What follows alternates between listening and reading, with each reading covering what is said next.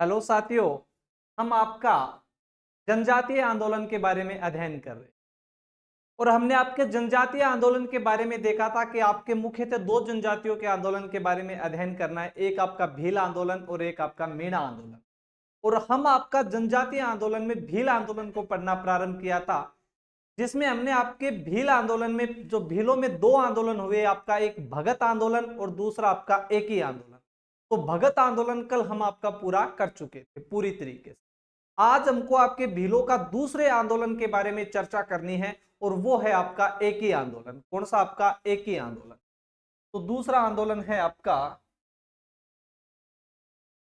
एक ही आंदोलन। कौन सा आंदोलन है आपका भीलों में दूसरा? तो एक ही आंदोलन। अब आपकी बात करनी है एक ही आंदोलन की। अब हमें आपके एक ही आंदोलन के बारे में पढ़ना है, तो सबसे पहले तो आप एक बात याद रखोगे इस एक ही आंदोलन से।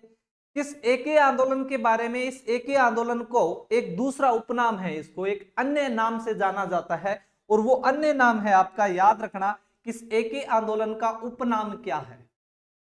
एक ही आंदोलन का उपनाम, तो इसको आपके भोमट आंदोलन के नाम से भी जाना जाता है। किस नाम से? आपके भोमट आंदोलन।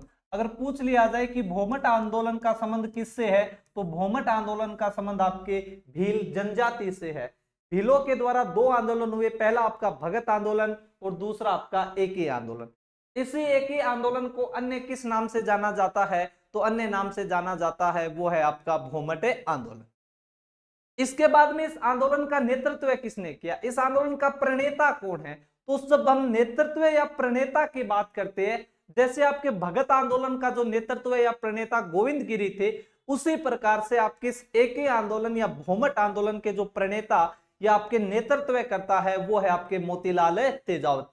तो याद रखोगे इस आंदोलन के नेतृत्व करता, आंदोलन का नेतृत्व करता, या फिर कह सकते हैं हम प्रणेता, कि एक ही आंदोलन के प्रणेता कौन है या आपके नेतृत्व करता कौन है, तो वो है आपके मोतीलाल तेजावत। मोतीलाल तेजावत। तो याद रखोगे मोतीलाल तेजावत के बारे कि मोतीलाल तेजावत ने कौन से जनजातीय आंदोलन का नेतृत्व किया था? तो भील आंदोलन का। और भील आंदोलन में आपको पर्टिकुलर पूछा जाता है, तो वो है आपका एक ही आंदोलन या फिर आपका भोमट आंदोलन। अब थोड़ी सी हम बात कर लेते हैं आपके मोतीलाल तेजावत की, कि मोतीलाल तेजावत कौन है, कहां से है। तो आपके मोतीलाल तेजावत, मोतीलाल तेजावत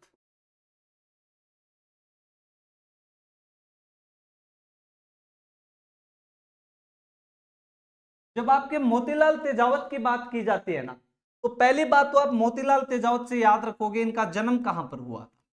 तो जन्म की बात आएगी तो एक गांव पड़ता है आपका कोल्यारी। कौन सा? आपका कोल्यारी। तो मोतीलाल तेजावत का जन्म कहां पर हुआ था? आपके कोल्यारी गांव में। कहां पे हुआ था इनका जन्म? आपके कोल्यारी गांव में। ये कौन से परिवार से संबंध रखते हैं, ये बात आप याद रखोगे, कौन से परिवार से। तो जब परिवार की बात आएगी ना, तो परिवार की बात आएगी तो याद रखना जैन ओसवाल परिवार। कौन सा? आपका जैन ओसवाल। जैसे मैंने आपको भगत आंदोलन में बताया था कि गोविंद गिरी आपके बंजारा परिवार से है और रीट में पूछा गया सवाल था, उसी प्रकार क्या पता आगे सवाल घुमा दे और पूछ ले कि मोतीलाल तेजावत किस परिवार से संबंधित थे, तो आपके जैन ओसवाल परिवार से संबंधित थे। इसके अलावा इनके प्रेरणा स्रोत कौन थे, ये किससे प्रभावित हुए थे और आपका आंदोलन किया था। तो जब इनके प्रेरणा स्रोत की बात आएगी, किसके? आपके प्रेरणा स्रोत की। तो जब प्रेरणा स्रोत की बात आएगी तो याद रखना इनके प्रेरणा स्रोत है आपके महाराणा प्रताप। प्रेरणा स्रोत कौन हो जाएंगे? आपके महाराणा प्रताप। कि मोतीलाल तेजावत का जन्म कोल्यारी गांव में हुआ, परिवार कौन सा है? आपका जैन ओसवाल, और प्रेरणा स्रोत कौन है? आपके महाराणा प्रताप। कौन है? आपके महाराणा प्रताप।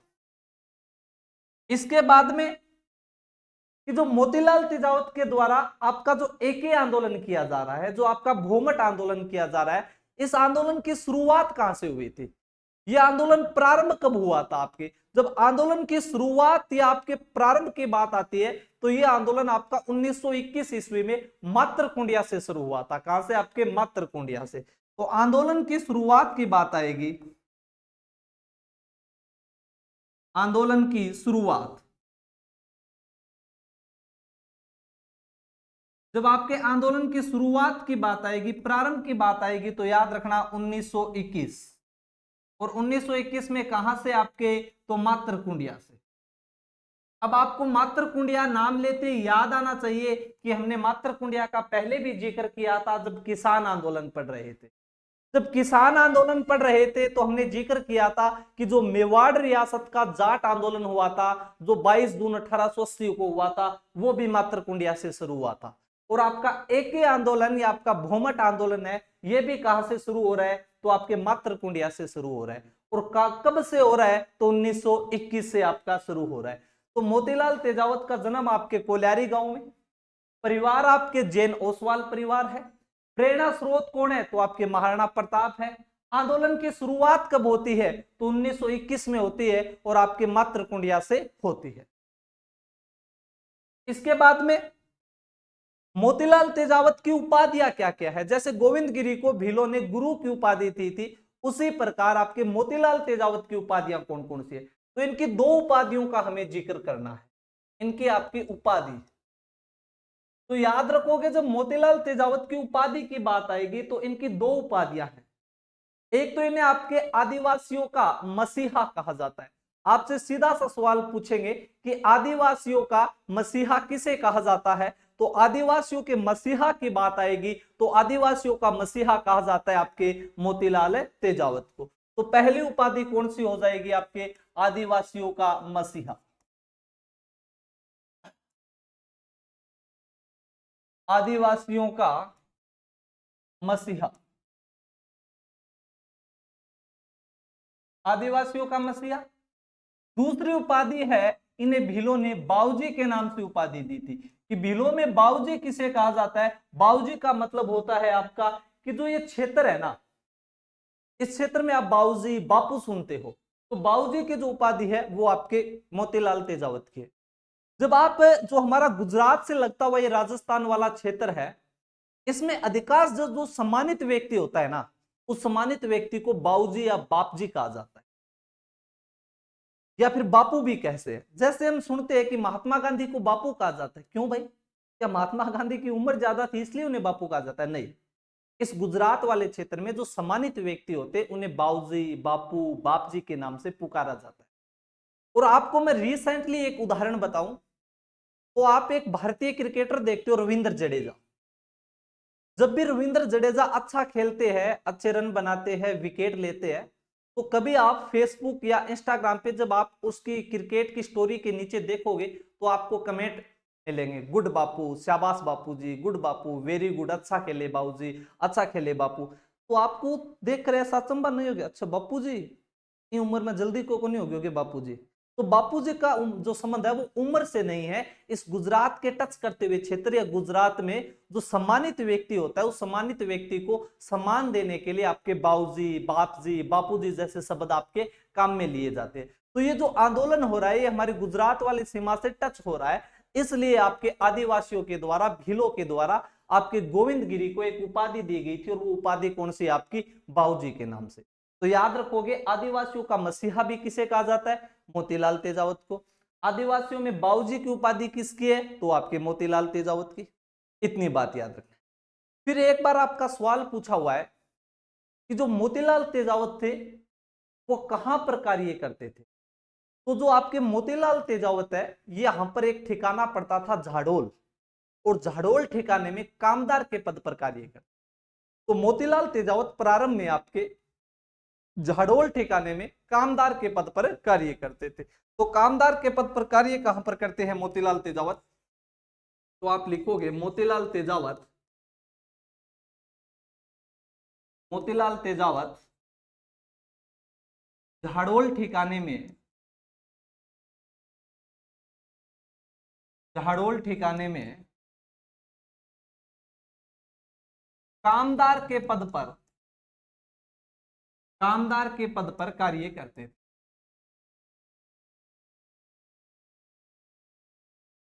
कार्य करते थे। इतनी बात आपको याद रखनी है कि कौन से ठिकाने में काम करते थे आपके, तो ये झाड़ोल ठिकाने में आपके कामदार के पद पर कार्य करते थे। इसके बाद में 1907 ईस्वी में जब आपके झाड़ोल ठिकाने में मोतीलाल तेजावत कामदार के पद पर कार्य करते थे, और कामदार के पद पर कार्य करते हुए जब वो भील व गरासिया, एक जाति और का नाम ले रहा हूं मैं, याद रखना गरासिया, क्योंकि एक ही आंदोलन में भील तो है ही है लेकिन साथ में गरासिया जनजाति भी। तो जब वो झाड़ोल ठिकाने में काम करते थे, तो जब वो भील व गरासियों की समस्याओं को देखते हैं और भील व गरासियों की समस्याओं से संबंधित वो भूत आपके ऐसे आत्म में उनमें कैसा ही हो जाता है कि यार क्या समस्या है इन लोगों की, और उनकी समस्याओं से प्रभावित होकर झाड़ोल ठिकाने में अपने कामदार के पद से इस्तीफा दे देते हैं और अपना शेष जीवन इनकी समस्याओं के समाधान में लगा देते। तो आपको मोतीलाल तेजावत के बारे में याद रखना है कि एक तो मोतीलाल तेजावत कौन से ठिकाने में काम करते थे, तो झाड़ोल ठिकाने में कामदार के पद पर कार्य करते, और 1907 में वो भील व गरासियों की समस्याओं से प्रभावित होकर अपनी नौकरी से क्या दे देते हैं, इस्तीफा दे देते, और अपना शेष जो जीवन है वो शेष जीवन इनकी समस्याओं के समाधान में लगा देते। तो आप लिखोगे 1907 में 1907 में मोतीलाल तेजावत 1907 में मोतीलाल तेजावत भील व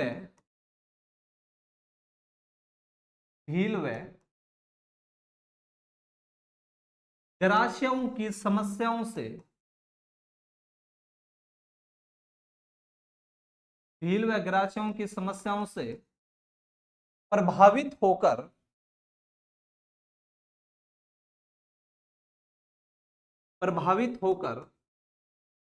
अपनी नौकरी से इस्तीफा दिया।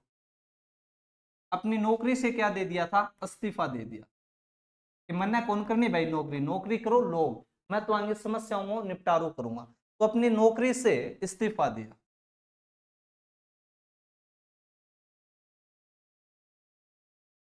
नौकरी से इस्तीफा दिया तथा अपनी नौकरी से इस्तीफा दिया तथा अपना शेष जीवन अपना शेष जीवन तथा अपना शेष जीवन इनकी समस्याओं के समाधान के लिए इनकी समस्याओं के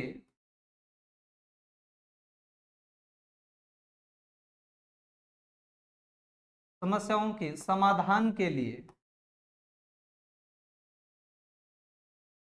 लगा दिया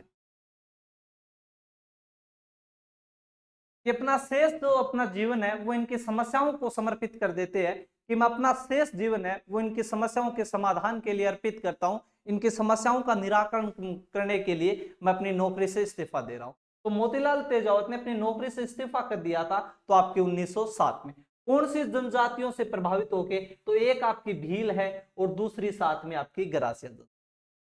अब इनकी समस्याओं के समाधान के लिए वो कार्य करते रहे, जन जागृति करते गए और 1921 में एक आंदोलन छेड़ देते हैं। और वो आंदोलन कौन सा था, तो वो आंदोलन था आपका एक ही आंदोलन, या आपका वो आंदोलन है वो आपका एक ही आंदोलन या फिर आपका भूमट आंदोलन है।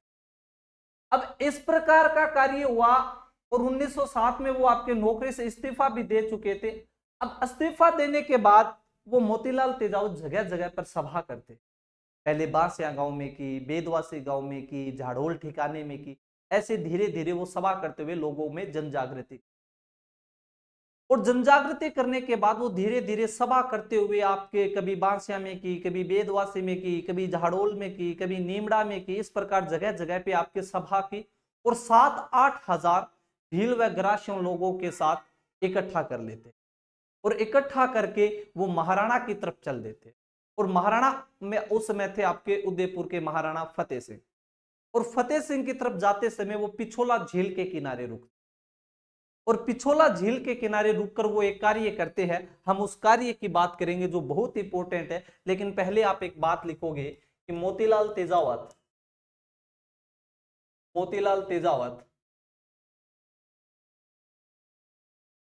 जगह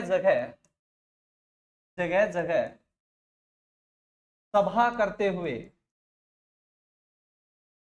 7-8 हजार भील व गरासियों लोगों के साथ भील व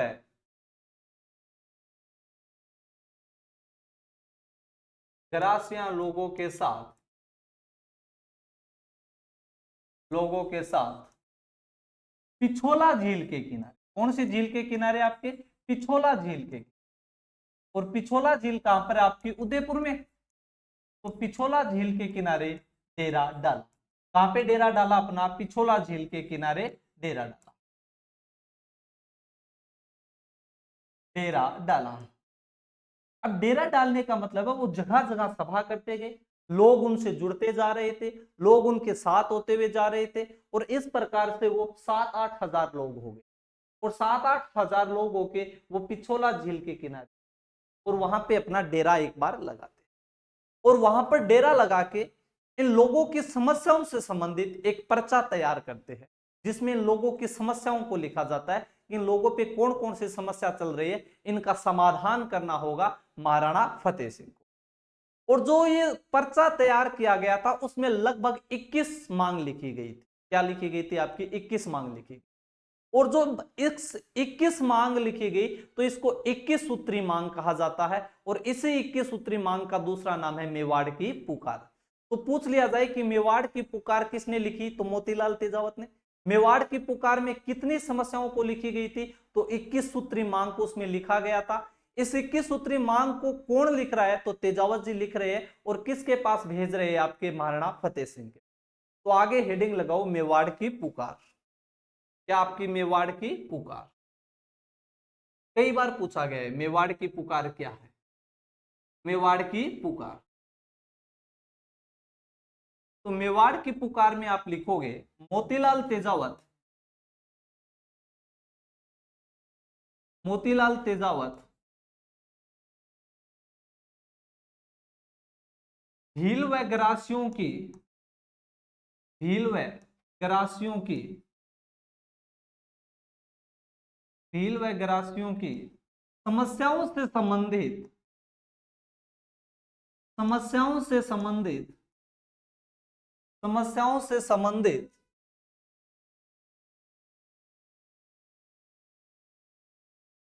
समस्याओं से संबंधित 21 सूत्री मांगों को, 21 सूत्री मांगों को, कितनी मांग है? 21, इसलिए इसे क्या कहा गया? 21 सूत्री मांगों को तैयार कर मेवाड़ महाराणा, मेवाड़ महाराणा फतेह सिंह के पास भेजे। मेवाड़ महाराणा फतेह सिंह के पास भेजे, फतेह सिंह के पास भेजे। इस 21 सूत्री मांग को, इस 21 सूत्री मांग को मेवाड़ की पुकार कहा जाता है। इस 21 सूत्री मांग को क्या कहा जाता है? तो मेवाड़ की पुकार कहा जाता है। इस 21 सूत्री मांग को, इस 21 सूत्री मांग को मेवाड़ की पुकार कहा जाता है। मेवाड़ की पुकार कहा जाता है,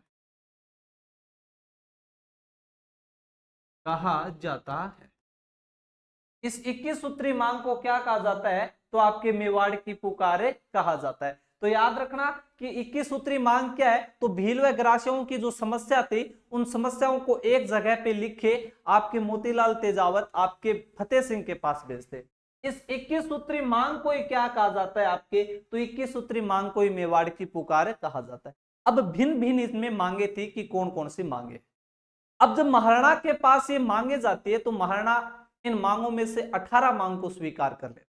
18 मांग है वो आपके महाराणा मान लेता है कि मैं 18 मांगों को समाप्त कर देता हूं, किंतु 3 मांगों को आपके महाराणा ने अस्वीकार कर दिया कि ये 3 मांगे हैं ये मैं नहीं मान सकता। तो आपको 21 वो मांग याद नहीं रखनी है, पर 3 मांग वो आपके ध्यान में होनी चाहिए कि महाराणा ने 3 कौन सी मांगे मानने से इनकार कर दिया। जिसमें एक मांग तो थी बेगार प्रथा, कि बेगार प्रथा को बंद नहीं किया जाएगा। दूसरी मांग थी कि जो आपका वनोत्पाद है पर कर लगता है, वो वनोत्पाद पर कर भी समाप्त नहीं किया जाएगा। और तीसरी मांग मानने से मना किया, वो ये थी कि आपको सुअर मारने की अनुमति नहीं दी जाए।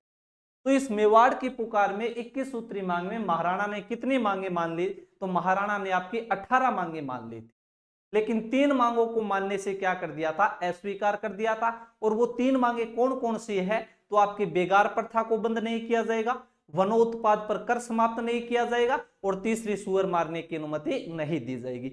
इन 3 मांगों को महाराणा ने क्या कर दिया? आपका अस्वीकार कर दिया। तो महाराणा ने 21 सूत्री मांग में 21 सूत्री मांग में 18 मांगों को स्वीकार किया तथा 3 मांगों को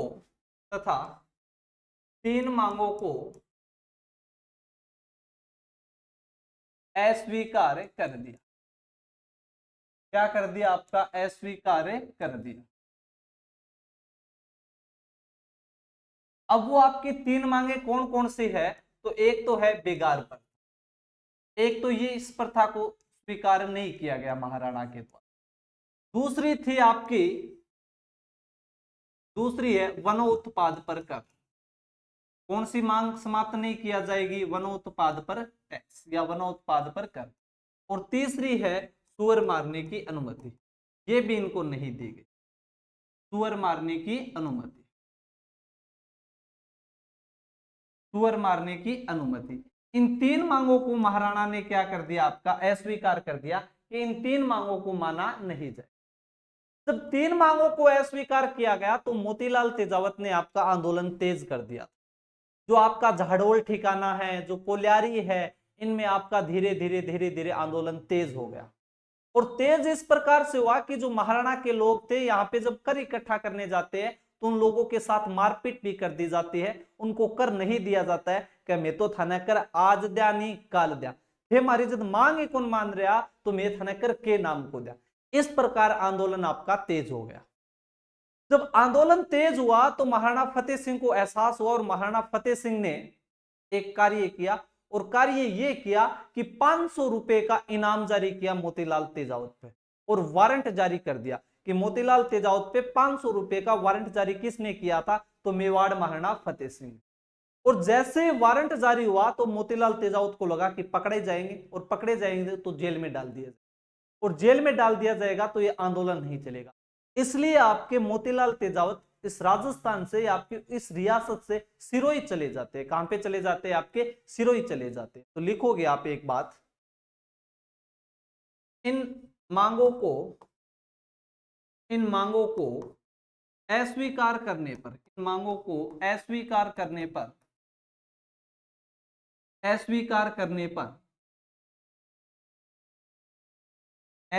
करने पर झाड़ोल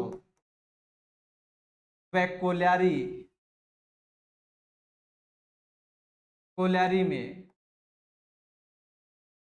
आंदोलन तेज हुआ, आंदोलन उग्र हो गया, आपका तेज हो गया, आंदोलन उग्र हुआ। अब उग्र हुआ तो महाराणा ने क्या किया कि मोतीलाल तेजावत पर वारंट जारी कर दिया। महाराणा फतेह सिंह ने मोतीलाल तेजावत पर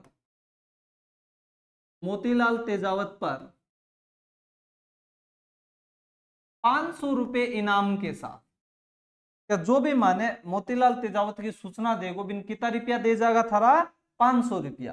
तो 500 रुपया इनाम के साथ वारंट जारी किया,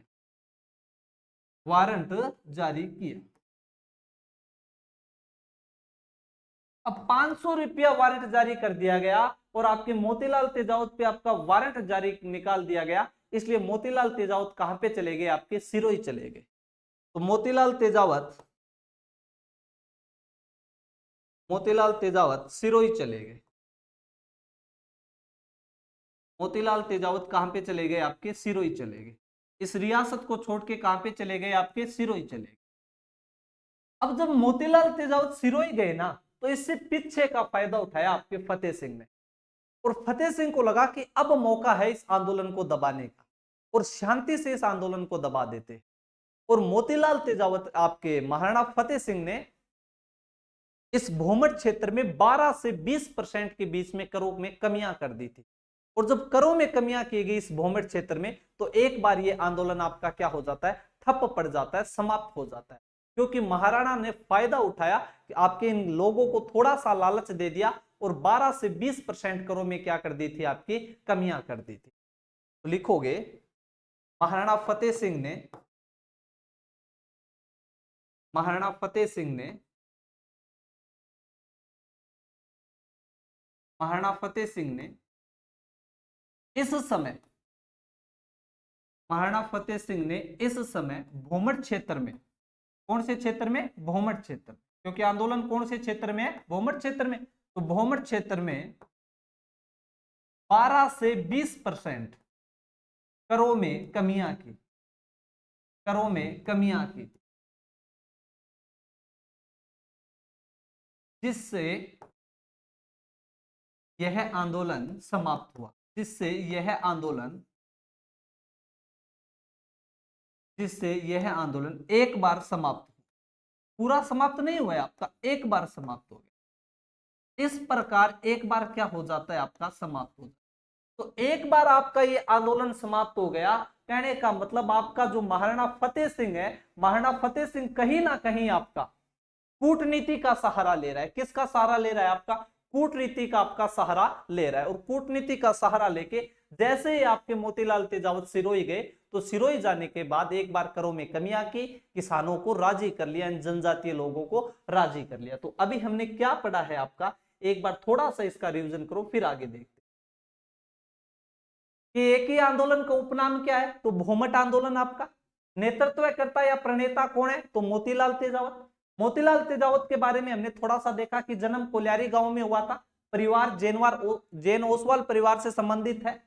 प्रेरणा स्रोत कौन है इनके, तो इनके प्रेरणा स्रोत है महाराणा प्रताप। इसके अलावा आंदोलन की शुरुआत कब हुई, तो आंदोलन की शुरुआत आपकी 1921 में मातृकुंडिया से होती है। कहां से होती है, आपकी मातृकुंडिया से। मोतीलाल तेजावत की उपाधियां कौन कौन सी है, तो इन्हें आदिवासियों का मसीहा कहा जाता है, आपके इनको बाऊजी कहा जाता है। क्या कहा जाता है, आपके आदिवासियों का मसीहा कहा गया है, और आदिवासियों का क्या कहा गया, आपके बाऊजी कहा गया है। आदिवासियों का मसीहा और आदिवासियों का बाऊजी। इसके अलावा मोतीलाल तेजावत कौन से ठिकाने में कार्य करते थे, तो जाडोल ठिकाने में कामदार के पद पर वो कार्य करते हैं। और 1907 में मोतीलाल तेजावत भील व गरासियों की समस्याओं से प्रभावित होकर अपनी नौकरी से क्या दे दिया था, आपका इस्तीफा दे दिया था। और नौकरी से इस्तीफा देने के साथ साथ अपना शेष जो जीवन था वो इनकी समस्याओं के समाधान के लिए आपका निर्वाह कर देते और अपना शेष जीवन इनकी समस्याओं के समाधान में लगा देते। फिर हमने देखा कि मोतीलाल तेजावत है वो जगह जगह पे सभा करते और सभा करते हुए 7-8 हजार लोगों के साथ पिछोला झील के किनारे अपना डेरा डालते और यहां पर डेरा डाल के इन भील व ग्रासियों से संबंधित एक मांग पत्र का, आपके समस्याओं से संबंधित एक मांगों का एक पत्र तैयार करते हैं, जिसमें 21 मांग लिखी गई थी। इस 21 मांग को 21 सूत्री मांग या फिर मेवाड़ की पुकार आपका कहा जाता।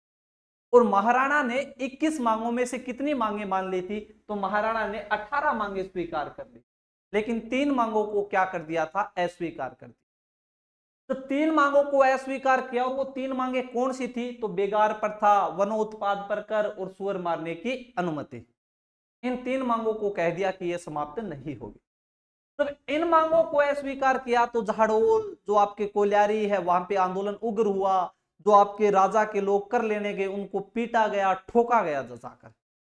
जब ऐसा कार्य हुआ तो महाराणा फतेह सिंह ने मोतीलाल तेजावत पे 500 रुपए का वारंट जारी कर दिया। और जब वारंट जारी हुआ तो मोतीलाल तेजावत यहां से सिरोही चले जाते, और सिरोही चले गए तो फायदा उठाया आपके किसने, महाराणा फतेह सिंह ने, और फायदा उठाते हुए इस भूमठ क्षेत्र में 12 से 20% करों में क्या कर दी थी, आपकी कमियां कर दी। अब कमियां कर दी गई तो एक बार आंदोलन आपका क्या हो गया, समाप्त हो गया, ठप पड़ गया। अब जब एक बार आंदोलन आपका ठप पड़ा तो जो आपके मोतीलाल तेजावत इतने दिनों से संघर्ष कर रहे थे, वो चाहते थे कि नहीं फिर से आंदोलन हो, इनके समस्याओं से इन्हें निजात दिलाना है। इसलिए सिरोही में वो आपके बैठे बैठे एक सभा का आयोजन करते हैं, और जो सभा होती है वो नीमड़ा या पाल नामक स्थान पे होती है। जो नीमड़ा या पाल नामक जो जगह है ये आपके उदयपुर में है वर्तमान, लेकिन रियासती काल में ये ईडर राज्य में जगह थी। इस सभा का नाम है जहां पे एक घटना होगी, और उसका नाम है आपका नीमड़ा या फिर पाल हत्याकांड। नीमड़ा या पाल हत्याकांड। जो मोतीलाल तेजावत आपके समय सिरोही में थे, वो नहीं चाहते थे कि आंदोलन इस प्रकार से आपका समाप्त हो जाए, इसलिए वो नीमड़ा या पाल नामक स्थान पे एक सभा करते हैं, और उस सभा में आपकी एक घटना हो जाती है, इसलिए सभा को किस नाम से जाना जाता है, तो नीमड़ा या पाल हत्या। अब क्या होगा वो पहले समझने से पहले एक दो लाइनें आपको याद रखनी है सीधी सीधी, कि ये घटना हुई कब थी, कब हुई। तो कब का अगर आपके सामने पूछा जाए कि नीमड़ा या पाल हत्याकांड कब हुआ, तो याद रखोगे 7 मार्च 1922 को, 7 मार्च 1922 को। ये नीमड़ा या जो आपका पाल है ये वर्तमान में कहां पर है आपके, तो वर्तमान में है आपके उदयपुर में। कहां पर है आपके उदयपुर में। इसके अलावा ये रियासती काल में कहां का भाग था, तो जब रियासती काल की बात आएगी ना, तो रियासती काल में ये आपके ईडर राज्य में आया करता। किस राज्य में, आपके ईडर राज्य में, और ईडर राज्य आपके राजपूताना का ही हिस्सा था। अब मोतीलाल तेजावत ने क्या किया, यहां पे ईडर राज्य के इस नीमड़ा या पाल नामक स्थान पे भीलों को इकट्ठा करते, ऐसे भीलों को इकट्ठा किया, और यहां पे आपके मोतीलाल तेजावत और यहां पे इकट्ठे हो गए कौन, आपके भील। अब जब इन भीलों को अपनी बातें बता रहे थे, भीलों को जनजागृति कर रहे थे, भीलों को आंदोलन के लिए उकसा रहे थे, जब वो उकसाते हैं, ऐसा आपका काम करते हैं, तो इसी समय रियासत के द्वारा मेजर बर्टन को भेजा जाता है मेवाड़ भील कोर के साथ, और मेजर बर्टन आता है मेवाड़ भील कोर को लेके, और इस सभा को चारों तरफ से आपका घेर लेता है कौन है, Major Burton. Major Burton Mewar Bhil corps के साथ आता है, और इस सभा को चारों तरफ से घेर के यहाँ पे गोलियां चलाता है, और जब गोलियां चलाई गई तो लगभग आपके 1200 भील क्या हो जाते हैं, शहीद हो जाते। एक घटना हमने मानगढ़ पढ़ी थी जिसमें 1500 निर्दोष भील मारे गए थे, और एक इस नीमड़ा या पाल हत्याकांड में आपके 1200 निर्दोष भील मारे जाते। तो जब 1200 निर्दोष भील मारे गए, तो जो आपकी ये घटना है ना, ये घटना क्या कहलाती है, तो आपकी नीमड़ा या पाल हत्याकांड कहलाती है। नीमड़ा या पाल हत्याकांड कब हुआ, तो 7 मार्च 1922 को हुआ था। वर्तमान में कहां पर है ये जगह, तो वर्तमान में ये जगह आपके उदयपुर में है, लेकिन रियासती काल में कहां का भाग था, तो रियासती काल में आपके ईडर राज्य का भाग था। किसका भाग था, ईडर राज्य का भाग। तो आपको याद रखनी है ये घटना कि नीमड़ा या पाल हत्याकांड है, ये किस आंदोलन से संबंधित है, तो ये आपके एक ही आंदोलन से संबंधित है। तो लिखोगे यहां पर मोतीलाल तेजावत, यहां पर मोतीलाल तेजावत भीलों के साथ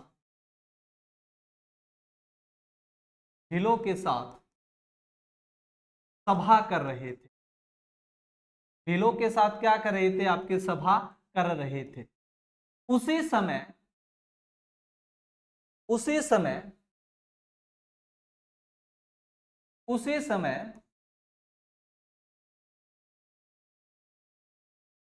मेजर बर्टन उसी समय Major Burton Mewar Bhil corps के साथ एमबीसी आपकी मेवाड़ भीलकोर के साथ सभा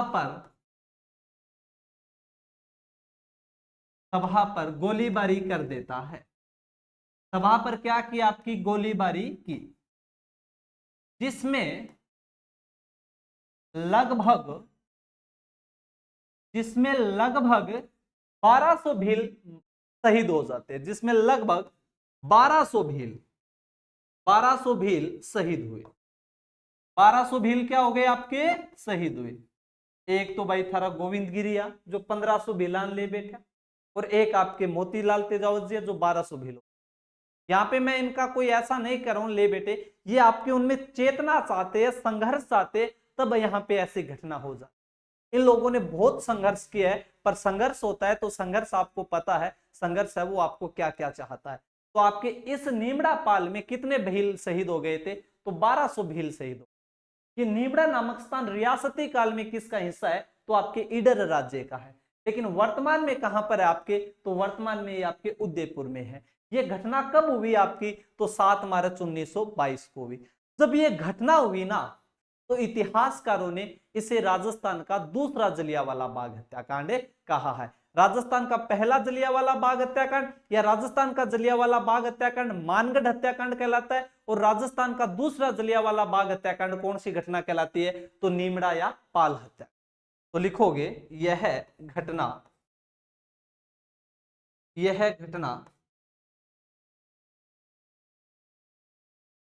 राजस्थान का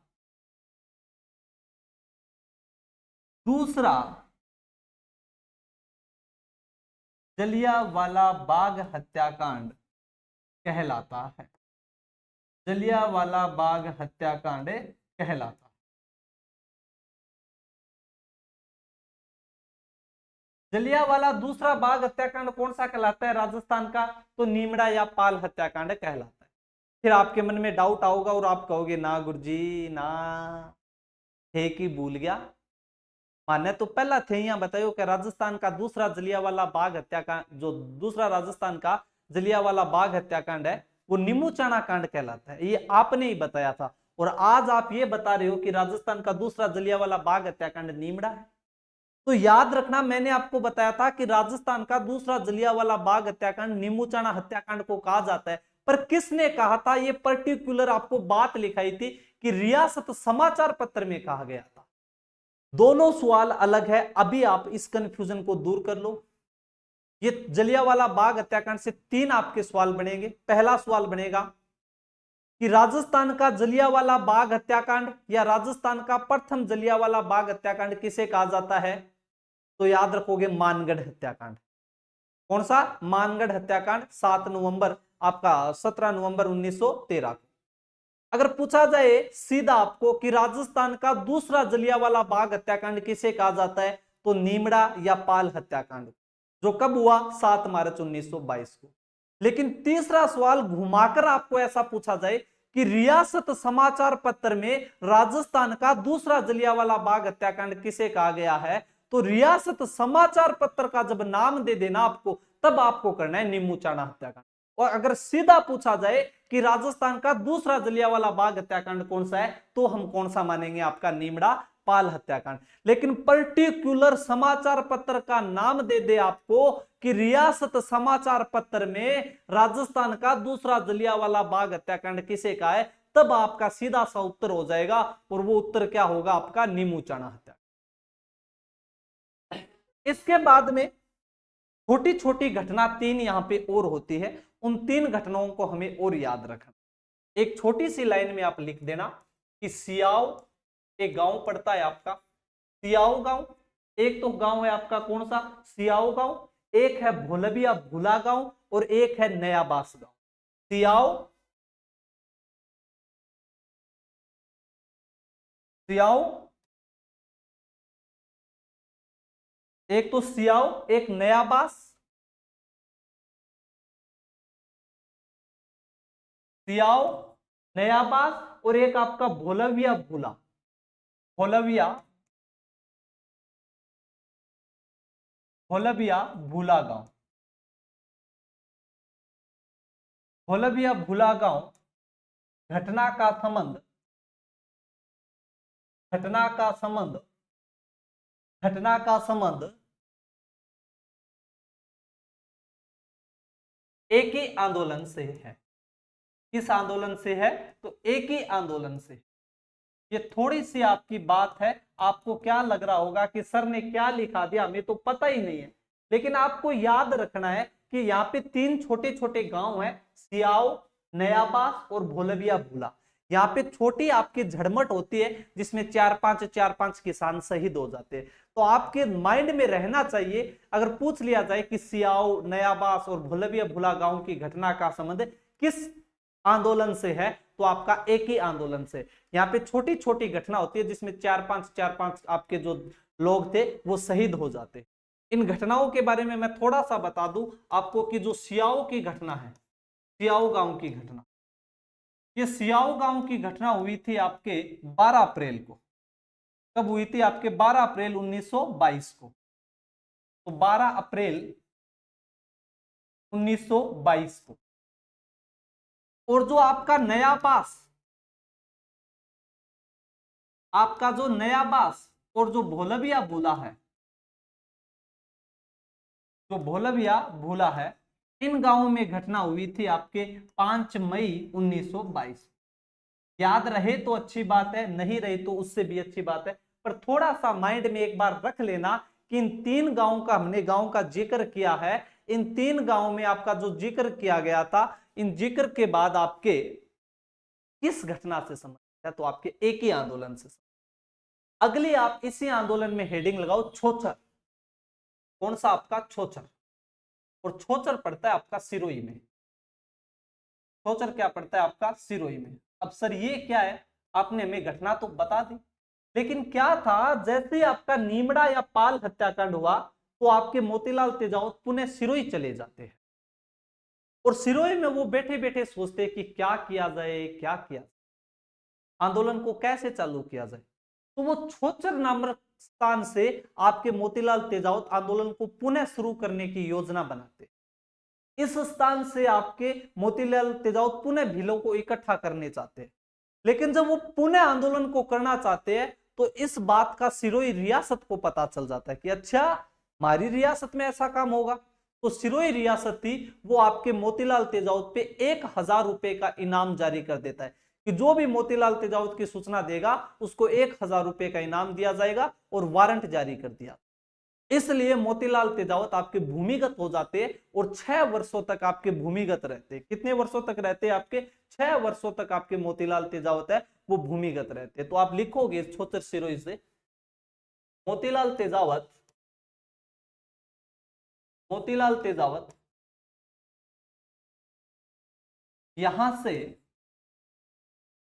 से पुणे आंदोलन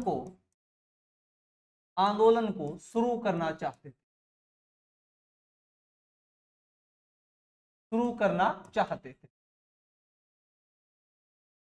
किंतु किंतु सिरोही रियासत ने, किंतु सिरोही रियासत ने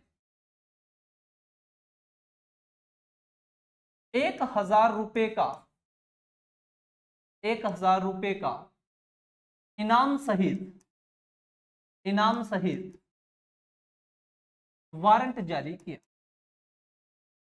वारंट जारी किया 1000 रुपए के साथ, क्या कर दिया? आपका इनाम जारी किया। अब मोतीलाल तेजावत की समस्या हो गई, क्योंकि मेवाड़ रियासत में जाए, आपके उदयपुर रियासत में जाए तो वहां पर भी इनके ऊपर है जो आपका वारंट जारी किया जा चुका था, और इसके अलावा अब सिरोही में भी वारंट जारी हो गया। अब क्या किया जाए? तो अब एक बार आपके मोतीलाल तेजावत अंडरग्राउंड हो जाते और 6 सालों तक आपका वो अंडरग्राउंड रहते। तो क्या हुआ? मोतीलाल तेजावत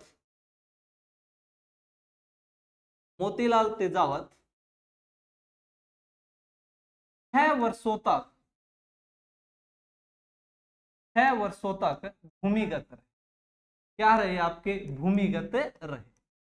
अब 6 वर्षों तक आपके भूमिगत रह रहे हैं, तो इस बात का पता चला आपके महात्मा गांधी को। किसको पता चला? आपके महात्मा गांधी को। और महात्मा गांधी ने आपका एक आदेश भिजवाया मोतीलाल तेजावत को कि तेजावत साहब ऐसे भूमिगत मत रहो वरना पकड़े जाओगे और आप पे राजद्रोह का आरोप भी लग सकता है। आप एक काम करो, पुलिस के सामने आत्मसमर्पण करो। तो मोतीलाल तेजावत ने 1929 में, कब आपके 1929 में 4 जून 1929 को ईडर राज्य की जो पुलिस थी उसके सामने खेड़ बर्मा नामक स्थान पर क्या कर दिया जाता है, आत्मसमर्पण कर। तो मोतीलाल तेजावत ने आत्मसमर्पण कब किया, तो 4 जून 1929 को। कहां पर किया, तो ईडर राज्य की पुलिस के सामने। किस स्थान पे किया, तो खेड़ बर्मा नामक स्थान पे। तो लिखोगे महात्मा गांधी के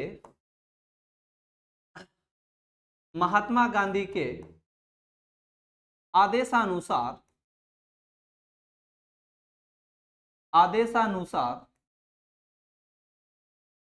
महात्मा गांधी के आदेशानुसार मोतीलाल तेजावत ने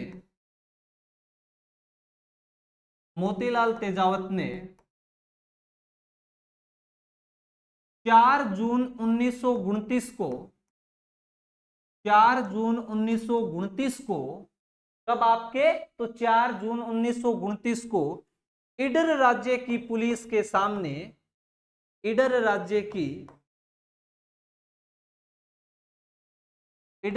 की पुलिस के सामने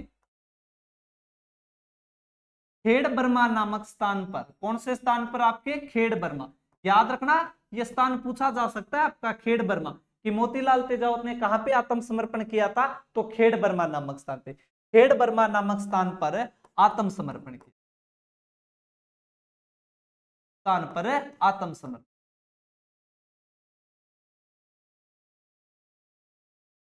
आत्मसमर्पण किया, खेड़ बर्मा नामक स्थान पे आत्मसमर्पण कर दिया। जब खेड़ बर्मा नामक स्थान पे आत्मसमर्पण किया गया मोतीलाल तेजावत के द्वारा, तो इन्हें गिरफ्तार किया गया और गिरफ्तार करके इन पर महाइंद्राज सभा में इन पर केस चला था। अब महाइंद्राज सभा क्या है, आपको पीछे का इतिहास याद आ रहा है, तो जब मैं मेवाड़ पढ़ाया था तब जिक्र किया था महाइंद्राज सभा, याद आया, थोड़ा सा दिमाग पर जोर दो कि महाइंद्राज सभा, महाइंद्राज सभा, महाइंद्राज सभा। तो आपको याद आएगा कि जो मेवाड़ का न्यायालय था, उस मेवाड़ के न्यायालय को क्या कहा जाता था आपके, तो महाइंद्राज सभा कहा जाता था। तो मेवाड़ के न्यायालय में आपके इन पर केस चलता है, किस पे, मोतीलाल तेजावत पे, और वहां पर इसे दोषी माना जाता है और 10 वर्षों की सजा सुना दी जाती है। तो लिखोगे मोतीलाल तेजावत पर, मोतीलाल तेजावत पर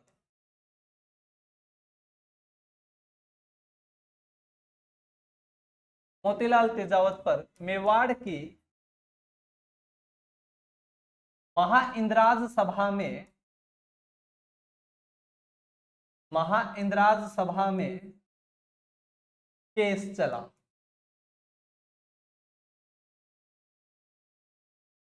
जहां पर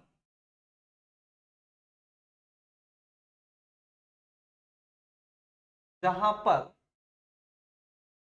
जहां पर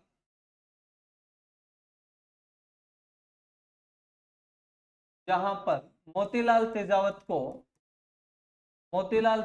को 10 वर्षों की सजा, कितने वर्षों की सजा हुई आपके, तो 10 वर्षों की सजा। 10 वर्षों को मोतीलाल तेजावत को क्या हो गई थी, आपकी सजा हो गई।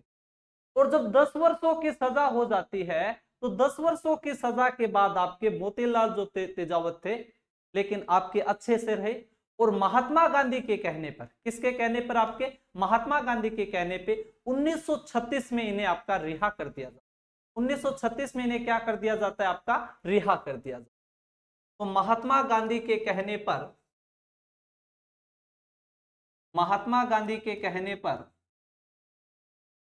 महात्मा गांधी के कहने पर महात्मा गांधी के कहने पर 1936 में इन्हें रिहा कर दिया। इन्हें क्या कर दिया गया था, आपका रिहा कर, रिहा आपका कर दिया। अब 1900 जब आपके ये जेल में रहते हैं, तो इस वजह से आपका जो एक ही आंदोलन था, वो एक ही आंदोलन तो आपका समाप्त हो जाता। लेकिन फिर भी तेजावत जी जब आपके 1936 में रिहा हो जाते हैं, पर फिर भी वो मानने वाले तो कहां पे थे, उन्हें तो आपकी जन जागृति करना है, इनकी समस्याओं से कोई ना कोई आपका कार्य करना है। अब कहते हैं कि 1936 में जैसे ही आपके रिहा होते हैं तो ये वनवासी संघ बनाते हैं, और 1936 में इन्होंने आपके मोतीलाल तेजावत, भोगीलाल पांड्या, भूरेलाल बया के साथ मिलकर आपका वनवासी संघ बनाया। तो छोटा सा इन्हीं से जुड़ा हुआ है, याद रख लेना, वनवासी संघ, वनवासी संघ, वनवासी संघ, वनवासी संघ। ये वनवासी संघ कब बना था आपका, तो वनवासी संघ इन्हीं से जुड़ा हुआ है, तो हम पढ़ लेते हैं 1936। गठन कौन कौन कर रहे हैं, तो मोतीलाल तेजावत, मोतीलाल तेजावत, आपके भोगीलाल पांडे, भोगीलाल पांडे, और आपके भूरेलाल बया। कौन, आपके भूरेलाल बया। इनके द्वारा जो आपका संघ बनाया गया था आपके जनजातीय लोगों के सुधार के लिए, वो कौन सा हो जाएगा आपका, तो वो हो जाएगा आपका वनवासी संघ। इसके बाद में जब हम पढ़ते हैं तो कि आगे 1938 में मेवाड़ प्रजामंडल बनता है, और मेवाड़ प्रजामंडल में की गतिविधियों में भाग लेते हैं कौन, आपके, तो मोतीलाल तेजावत। जब मोतीलाल तेजावत के द्वारा मेवाड़ प्रजामंडल में आपका भाग लिया गया था तो इन्हें 1 वर्ष की सजा हुई थी। कितने वर्ष की सजा हुई थी, आपके 1 वर्ष की क्या हो जाती है, सजा हो जाती है। तो थोड़ा सा साथ में आप लिख लेना, 1938 में, 1938 में, 1938 में मोतीलाल तेजावत ने, मोतीलाल तेजावत ने मेवाड़ प्रजामंडल की गतिविधियों में भाग लिया, मेवाड़ प्रजामंडल की गतिविधियों में भाग लिया, गतिविधियों में भाग लिया।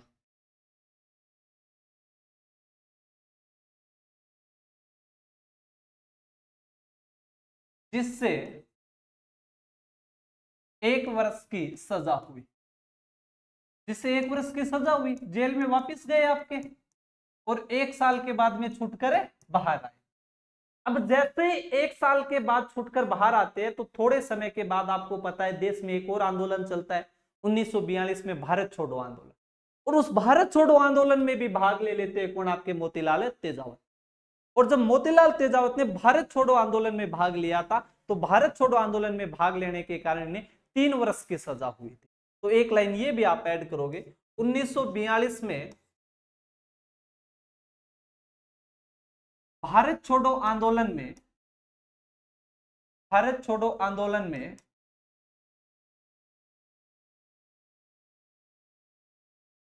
भाग लेने पर, भाग लेने पर 3 वर्षों की सजा, 3 वर्षों की क्या हुई, इन्हें सजा हुई। लेकिन अंततः आपको पता है 1947 में हमारा देश आजाद हो जाता है। जब आजाद हो गया तो इन लोगों की जो समस्या थी, जो मांगे थी, वो मान ली गई और मांगे वो समाप्त हो जाती। और 1963 में आपके मोतीलाल तेजावत की क्या हो जाती है, मृत्यु हो जाती है। तो 1963 में मोतीलाल तेजावत की मृत्यु हुई, मोतीलाल तेजावत की मृत्यु।